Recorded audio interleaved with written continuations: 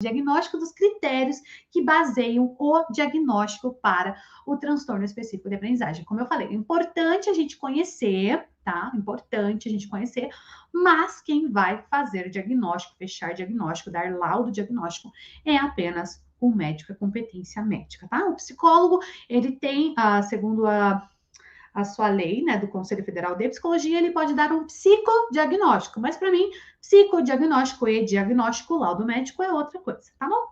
Mas assim, o diagnóstico, então, ele vai basear como? Na síntese histórico médico do desenvolvimento educacional e familiar. Então, a gente vai se basear, por isso que a anamnese é muito importante. A gente vai se basear nessa síntese do histórico médico e do desenvolvimento educacional e familiar.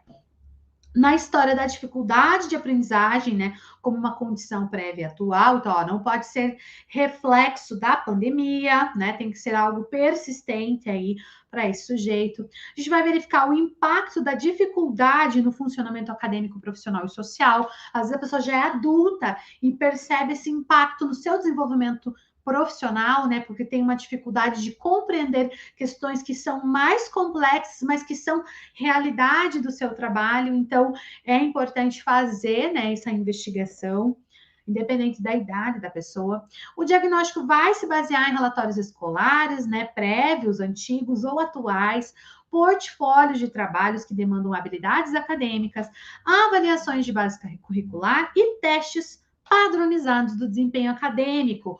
Um desses testes, eu sei que vocês já vão me perguntar, é o TDE, tá? O TDE, ele é um dos testes que vai avaliar, né, essas habilidades acadêmicas básicas, tanto que ele é um teste, TDE é teste de desempenho escolar, tá bom?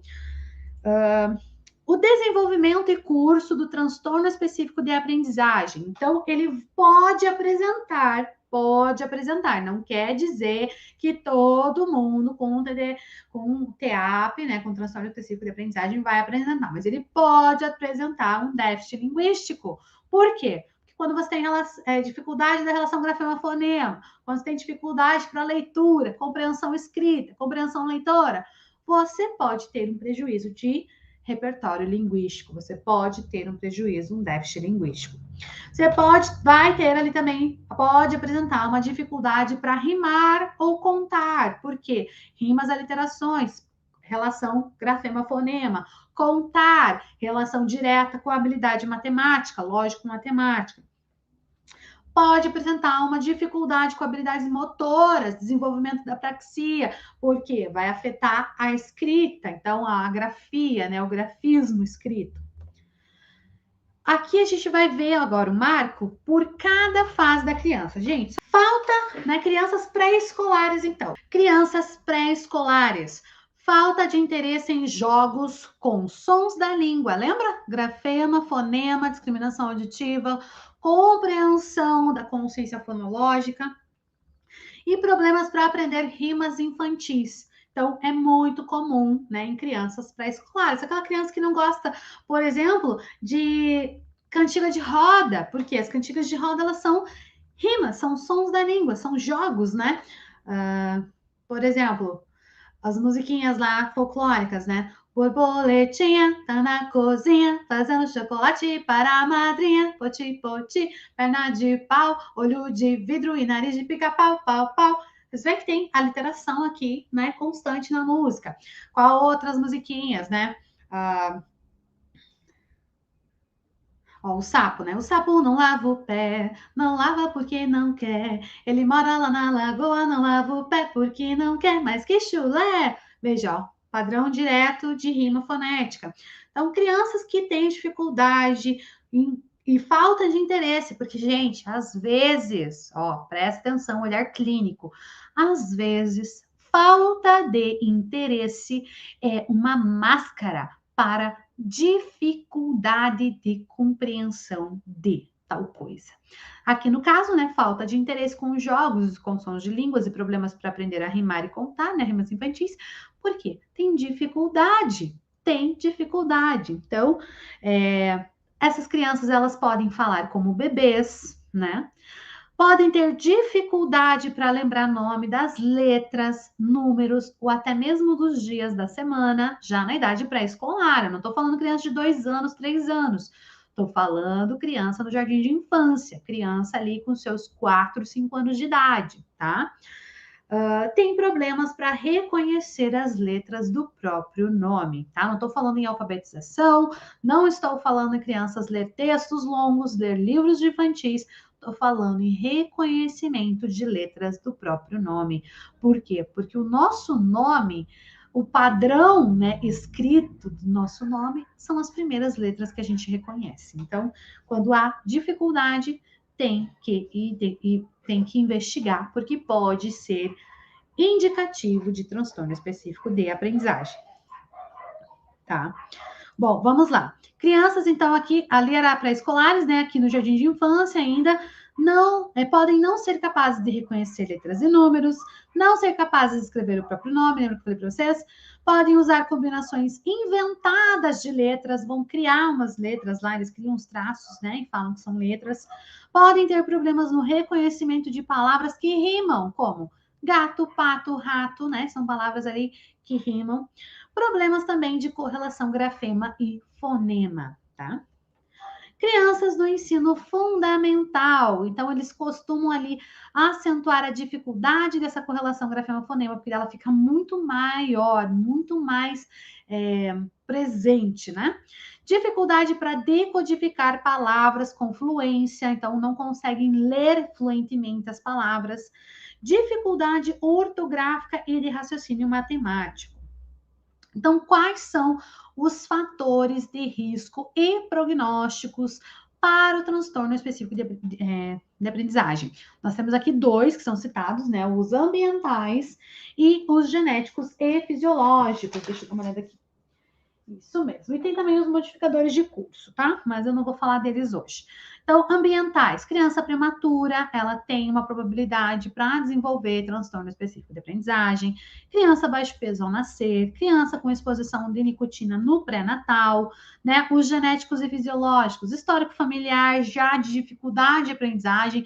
Já aconteceu muito no meu consultório de eu ter ali um paciente e a família falar assim, não, mas nossa, ele tem muita dificuldade, nunca foi assim, não tem ninguém na família assim. Daí você começa a falar, de repente a mãe começa, mas o pai dele é assim também, igualzinho. Nossa, o pai dele tem dificuldade de escrever o nome, o pai dele não sei o quê. Então, já tem, às vezes, um histórico familiar, né? Parentescos, principalmente de primeiro grau, aumentam substancialmente a possibilidade. Não quer dizer que todo mundo que tem dislexia vai ter um filho com dislexia, mas é uma probabilidade, é uma chance muito maior. Elevada herdabilidade, então, nessa capacidade e incapacidade de aprendizagem, tá? E indicando ali o papel combinado de fatores genéticos. No DSM, como que a gente classifica? Então, quando a gente vai falar lá do transtorno específico de aprendizagem, esse é o nome completo dele, mas ele tem os seus subtipos, ele tem as suas habilidades específicas. E o DSM ele nos pede que a gente especifique. Um sujeito com transtorno específico de aprendizagem, ele nunca é um sujeito com transtorno específico de aprendizagem.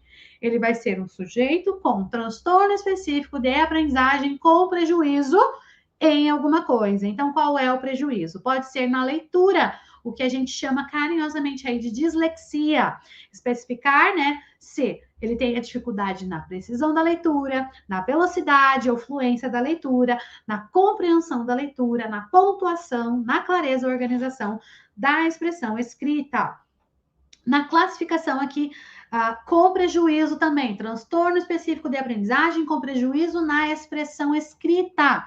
Especificar-se na precisão da ortografia, na precisão da gramática, ou na pontuação, ou na clareza e organização da expressão escrita.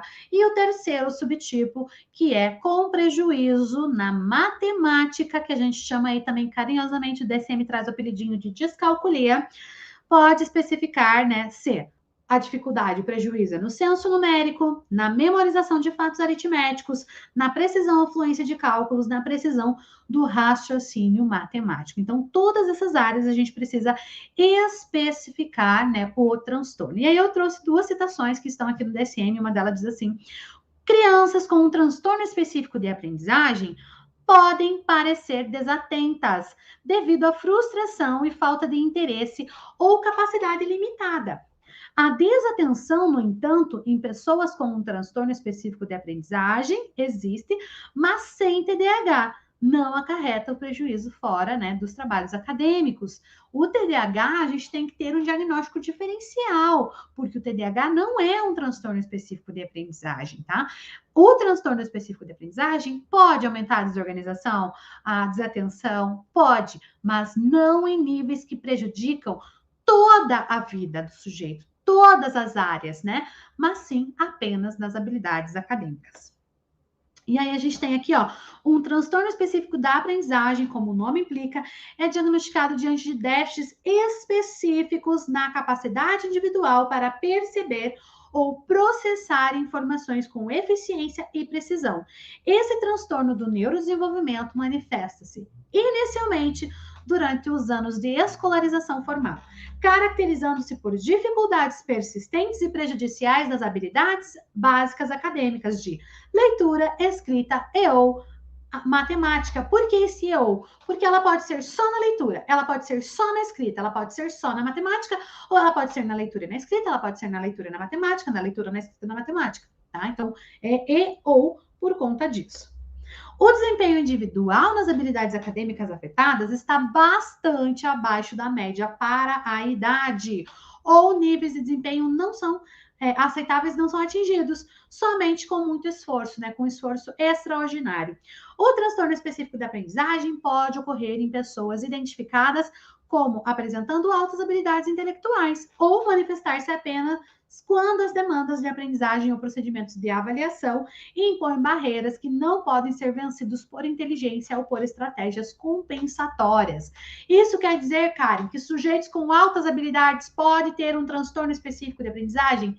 Sim, porque altas habilidades está relacionado com cognição, com inteligência, com QI, né, que é quociente inteligente. O transtorno específico de aprendizagem não tem correlação cognitiva. Ele está relacionado com uma alteração neurobiológica do processamento mental. Isso é um mito muito grande, tá, gente? Muita gente pensa que transtorno específico de aprendizagem a pessoa é burra. As pessoas falam assim, é burro, não sabe, não aprende, não tem capacidade, não tem inteligência, tem déficit cognitivo. É mentira, mentira, tá? É um mito muito grande que a gente precisa romper. Sujeitos com altas habilidades podem sim apresentar transtorno específico de aprendizagem como comorbidade. Para todas as pessoas, o transtorno específico da aprendizagem pode acarretar prejuízos duradouros em atividades que dependam de habilidades, inclusive, né, dessas habilidades acadêmicas, inclusive no desempenho profissional. Bom, eu trago aqui para vocês a referência, né, do material de hoje, então, é o DSM, nosso manual diagnóstico e estatístico dos transtornos mentais, tá bom? E